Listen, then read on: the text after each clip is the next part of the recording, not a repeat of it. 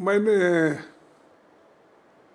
ये बजट को बहुत गौर से सुना और इस बजट में खासकर गरीबों के लिए, लोअर मिडिल क्लास के लिए और मिडिल क्लास के लिए भी कुछ भी उन्होंने नहीं दिया। और दूसरा जो है, ये अंतरिम बजट रहने की वजह से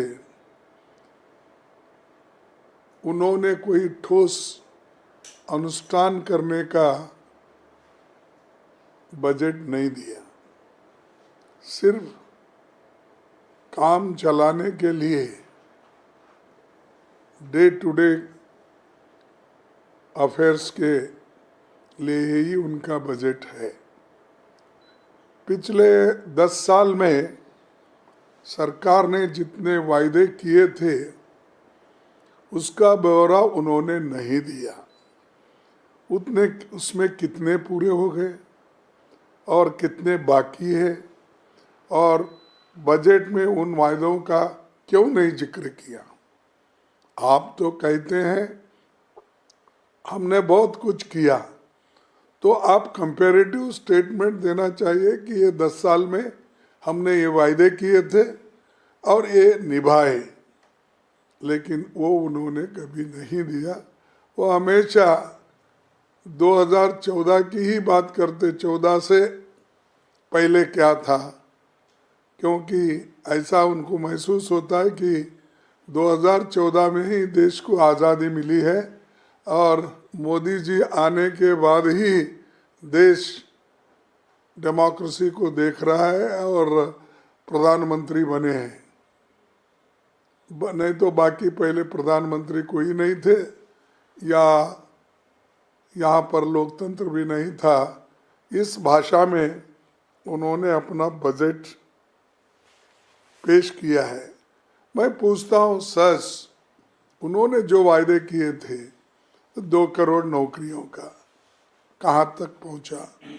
15-15 लाख रुपए काले धन बाहर से लाकर देने का, और किसान का इनकम डबल करने का, एमएसपी बढ़ाने का, ये सब उन्होंने कहना था। पहले हमने ये वायदा किया था एमएसपी का, आज ये है। पहले हमने ये वायदा किया था इनकम डबल बनाने का, अब ये है। इसके बारे में कोई जिक्र उनका नहीं है, उन्होंने पूरा भी नहीं किया। 100 स्मार्ट सिटी बनाने का वायदा किए थे, क्या पूरे हो गए, अधूरे हैं? कहाँ तक आपने कंप्लीट किया, वो भी आपने नहीं बताया। उसके बाद मैं और एक आपको इम्पोर्टेंट चीज़ बताना चाहता हूँ कि यूपीए के दौरान एग्रीकल्चर जो डेवलप होता था 4% औसत होती थी, 4% ग्रोथ होती थी, लेकिन आज वो 4% घटकर केवल 1.8 कैसे हो गया, ये हमको समझ में नहीं आ रहा। कृषि का विकास दर 4.6 था, वो इस साल 1.8 है। यूपीए के दौरान हमारी खेती 4% थी, औसत से बढ़ती थी, वो आधा क्यों हुआ? और 31 किसान हर रोज आत्महत्या करते हैं, और वो आत्महत्या मजबूरी में करते हैं, तो क्यों आप उसको रोक नहीं पाए? उसके बारे में इसके में कुछ नहीं है। और शिक्षा का भी बजट उन्होंने घटाकर, पहले जो 4.55 था, 4.55, अब वो घट के 3.2 हो गया। यानी शिक्षा के तरफ भी आपने ध्यान नहीं दिया, किसानों के तरफ ध्यान नहीं दिया, गरीबों के तरफ ध्यान नहीं दिया, मिडिल क्लास के तरफ भी आपने ध्यान नहीं दिया। सिर्फ आप अपने रंगीले भाषण को आप बोलते रहे। और दूसरी चीज, ये SC ST OBC माइनॉरिटीज के बारे में हर लोग एक कोटेशन हो गया है। SC ST बैकवर्ड्स के लिए हम कुछ करेंगे, हम ये कर रहे हैं, वो अरे है सो उनका बजट रिलीज नहीं हो रहा है, उसकी स्कॉलरशिप रिलीज नहीं हो रही है, उनके बच्चे अब जो पढ़ रहे हैं उनको ये दिक्कत है कि हॉस्टल का पैसा उनको नहीं मिल रहा है पोस्ट ग्रेजुएशन का, तो वो बच्चे पढ़ेंगे कैसा? एक तरफ से आप you want to stop their education, उनको फिर जो पहले वो लोग 100 साल पहले जो थे वही स्थिति में आप ले जाना चाहते हैं। तो इसीलिए मैं ये कहता हूँ कि ये बजट में कुछ भी नहीं है और इसके हर क्षेत्र में गिरावट आई है।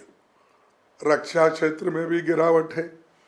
सालाना ये तो मैंने कहा 2 करोड़ नौकरियों का, वो तो रोज पर रोज अनएम्प्लॉयमेंट बढ़ते जा रही है। और आज जो GST है वस्तुओं पर 5% से 18% GST फिर क्यों लगाया? ये गरीबों के लिए जो वस्तु थे एसेंशियल कमोडिटीज, वो एसेंशियल कमोडिटीज के ऊपर लगाया आपने। आटा हो, दाल हो, चावल हो, तेल हो, सब्जियां, यानी हर चीज़ की कीमतें तो बढ़ रही हैं और वो भी आप उसमें भी आपने ज़रूरी वस्तुओं पे भी घटाया नहीं। और तीसरी चीज़, आम आदमी का इनकम कहाँ बढ़ा?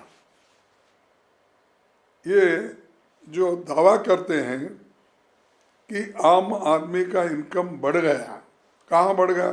इन्फ्लेशन तो इतना है और आम आदमी की इनकम आप 10 रुपये भी अगर बढ़ाएंगे तो यहाँ जरूरी वस्तुओं में उसको 20 रुपये डालना पड़ता है। तो ये जो है, ये रूरल वेजेस घट रहे हैं, इंडेक्स के तहत उनको नहीं मिल रहा है, नरेगा के काम भी बंद हो गए। 100 दिन देने का आपका वायदा था, वो घटकर आज आ गया 17-18 दिन काम करने का, क्योंकि आप पैसे ही नहीं रिलीज करते। आप कहते हैं कि खर्च नहीं हो रहा इसलिए हम नहीं दिए। तो अरे आप पैसे रिलीज करते गए तो ही वो मिलता। और आधार बेस्ड काम करने से, इसको लिंक करने से आज गरीब परेशान है, क्योंकि कहीं जंगल में रहते हैं ट्राइबल लोग, SC ST के लोग, कहीं अपने गांव के बाहर रहते, उनको कोई मालूम ही नहीं होता कि आधार कार्ड ये लेना इसके साथ या ले जाना। तो उसके बहुत से चीज़ें ऐसे हैं गांव में, प्रेशर में किसी को दे देते हैं कि कोई सामान खरीदने के लिए, फिर वो पैसे देकर गिरवी रख के वो वापिस लेते हैं। तो ऐसी चीज़ें बहुत है। और वो कह रहे हैं कि 10 साल UPA का, 10 साल जो है NDA का कंपैरेटिव वाइट पेपर वो देना चाहते हैं। अरे वाइट पेपर क्या, हमारे सवाल के जवाब दो ना। 2 करोड़ नौकरियों का, किसानों का, अनएम्प्लॉयमेंट का, इन्फ्लेशन का, यही तुम्हारे आपका मालूम होता है। सवाल देने का, पेट्रोल का पहले क्या था, डीजल पहले क्या था, क्रूड ऑयल की प्राइस पहले क्या थी, गैस केरोसिन की क्या प्राइस थी।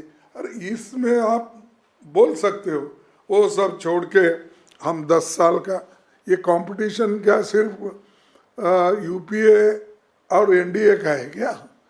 देश के लिए आप क्या किए वो इम्पोर्टेंट है। गरीबों की इनकम कितना बढ़ा है और गरीबों को कितना सुख और चैन दिए, विद्यार्थियों को, युवकों को कितना लाभ हुआ आपसे, वो इम्पोर्टेंट है।